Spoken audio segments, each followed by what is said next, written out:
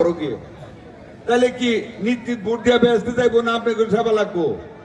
ঠিক মতো কয়েন হইলে যদি কোন নীতি দিয়ে যায় তাহলে আর তোতে বাড়ি শুরু হলো ব্যক্তি বাপ মারে নাকি?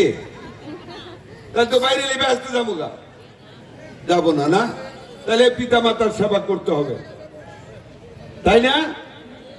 আমাদের আল্লাহ তাআলা কোথাও তো এই কথা বলেন নাই যে মারহামাতে ভোট দিলে এরা এইভাবে প্রতারিত করে।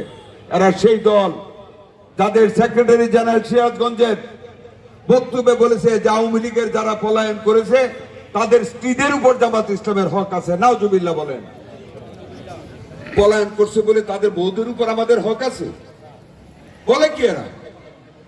এরা ইসলামের শত্রু, এরাই দেশের শত্রু। 1947 সালে আমাদের পূর্বপুরুষেরা যখন আজ থেকে বহু বছর আগে যখন পাকিস্তান নামে একটি দেশের জন্ম করতে চেয়েছিল, এই পূর্ব পাকিস্তান এবং পশ্চিম পাকিস্তান নিয়ে মুসলমানদের জন্য একটা আবার ভূমি করতে চেয়েছিল, এই জামাত ইসলাম তখন মওদুদির সাথে পাকিস্তানে মিলে পাকিস্তানের বিরোধিতা করেছিল। এই জামাত ইসলাম 71 সনে আমরা যখন মুক্তিযুদ্ধে গিয়ে বাংলাদেশটাকে আমাদের স্বাধীন করতে চেয়েছিলাম পাকিস্তানি হানাদার বাহিনীর হাত থেকে, সেই দিনে তারা আমার বোনেরা 2 লক্ষাধিক যুবক যুবতী সুন্দরী দেখে দেখে পাকিস্তানি ক্যাম্পে দিয়ে দর্শিতা করেছিল পাকিস্তানি হানাদার বাহিনীকে দিয়ে এই জামাত ইসলাম।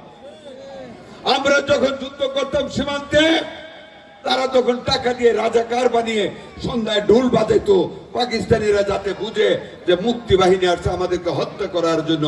30 লক্ষ যুবক শহীদ হয়েছে এই দেশের জন্য। আর এই রাজাকাররা তখন দেশের বিরুদ্ধে পাকিস্তানিদের সাথে হাত মিলিয়ে আজকে তারা এসেছে ইসলাম ধর্মকে নিয়ে করতে, নিজেদের স্বার্থে, অর্থাৎ তাদের মার্কায় ভোট দিয়ে বেহেশতে নিয়ে আমাদেরকে গুনাহগার বানানোর জন্য, আমাদের ইবাদতকে ধ্বংস করার জন্য।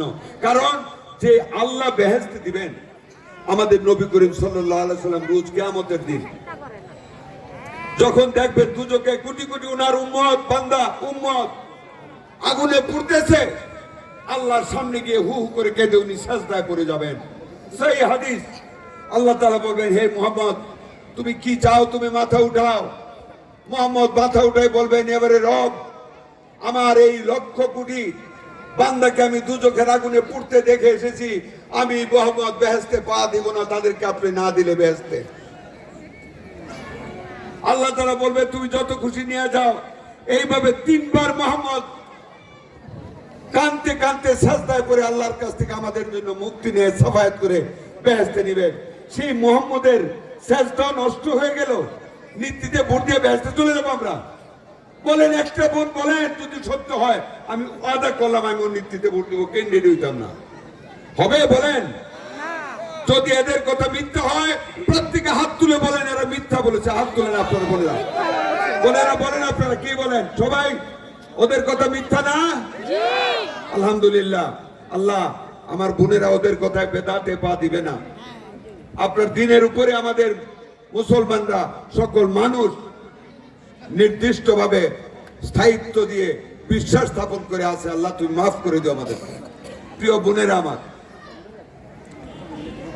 এইভাবে যাতে সমাজকে প্রতারণা না করতে পারে আপনাদের খেয়াল রাখতে হবে। আমার বোনেরা, আমার বক্তব্যকে আমি পরিষ্কার 2টা পয়েন্টে করতে পেরেছি? আমি কি আল্লাহর দায়িত্ব পালন করতে পেরেছি? কেন বললাম জানেন? ইয়েমেনে খুব সমকামিতা হইতো হাজার হাজার বছর আগে। তখন আল্লাহ লূত আলাইহিস সালামকে পাঠালেন নবী।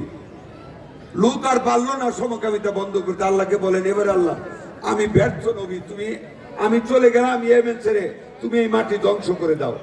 আল্লাহ নবীর কথা শুনে ফেরেশতাকুল পাঠালেন, তড়িঘড়ি করতেছি।